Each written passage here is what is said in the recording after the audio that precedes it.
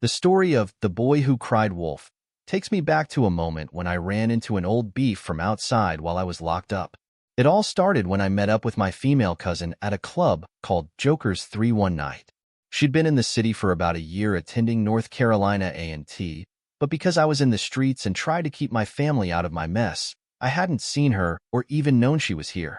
As I walked up to give her a hug, this short guy comes up and takes offense. She quickly told him I was her cousin, but he didn't care and started talking smack.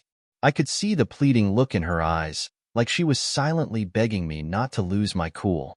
So, seeing that, I walked away and told her we'd catch up later. The rest of the night in the club went smoothly, but things took a turn when we got outside. Just by chance, we had parked in the same row, and as I was talking with my guys in the parking lot, I saw my cousin walking toward us. I took the chance to give her my number, and guess who walks up? None other than the big-mouth dude from inside.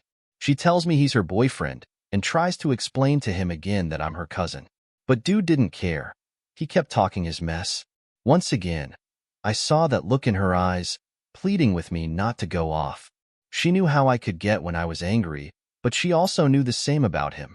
From the smell of alcohol on his breath, I knew he was wasted and had a serious Napoleon complex, trying to prove something. But I decided to walk away for both our sakes. And that's when things got crazy. I told the guy and my cousin that I was drunk and out of pocket, though that was a lie. I just wanted to keep the peace. I asked my guys to get in the car so we could leave, but I also asked one of them to pass me my gun. He refused and told the driver to pull off. Now, let me set the scene for you. It was A&T's homecoming night, and the GPD was out directing traffic. As we pulled up to the light, I was arguing with my guy about why he didn't give me my gun. He explained that there were 3 other dudes behind the car that I hadn't seen, all with their guns ready, who would have taken me out on the spot. As he's telling me this, our other guys pull up and ask why we let the big mouth go. I said it was because of my cousin, but they weren't having it. They told me to turn around because dude was being disrespectful. I thought maybe he was messing with my cousin, but when I looked, I saw him half naked, mooning me, telling me to kiss his ass. By now, I was heated. I grabbed my gun, jumped out of the car, and headed toward the parking lot, determined to get him. But then, bullets started flying from behind his car from 3 different directions. This is where the miracle happened. As the bullets flew my way, it felt like a clear glass shield popped up in front of me, the size of a small car. I could see the bullets coming, and somehow, I dodged every one of them as I ran toward the guys shooting at me. I hadn't fired a single shot yet, because I completely forgot I even had a gun. Then I heard someone yell, "Shoot back," and that's when it clicked. Another blessing was that the bullets in my gun were of a special caliber. When I fired my first shot, the muzzle flash startled the shooters, and they dropped down. I only had 6 bullets, and by the time I clicked out, I was right beside their car, pointing my gun at the cousin in the back seat who was yelling that he'd been hit. His yelling snapped me out of it, and I started to run. In all the chaos, I'd completely forgotten about my cousin, who was in the line of fire, and the cop at the light. As I ran, bullets were still coming at me until I got out of sight. I hid in some bushes while the shooters pulled up in front of me, but with the cops closing in, they sped off. A few seconds later, my cousin and her boyfriend pulled up and started arguing. She blamed me for his cousin getting shot, not knowing I was right there, hearing everything. I stayed hidden for about 4 hours until it was safe to come out, then called someone to pick me up. My people thought I was hit and probably dead because they hadn't heard from me in so long.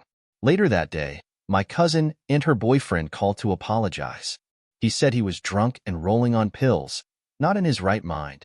The last thing he asked me was if I did coke or was on pills because he couldn't believe I ran at 3 people shooting at me and made it as far as I did without getting hit. You see, that was the miracle. They were all on pills and drunk, but I was blessed and highly favored. The lesson? Never let your anger drive your decisions. People's lives could have been lost because of 2 fools trying to prove who had the biggest balls. Years later, I got locked up for drugs, and guess who I saw in the cell over from me? The one guy who had nothing to do with anything but happened to be in the back seat and got shot. More often than not, it's the innocent bystander who gets hurt.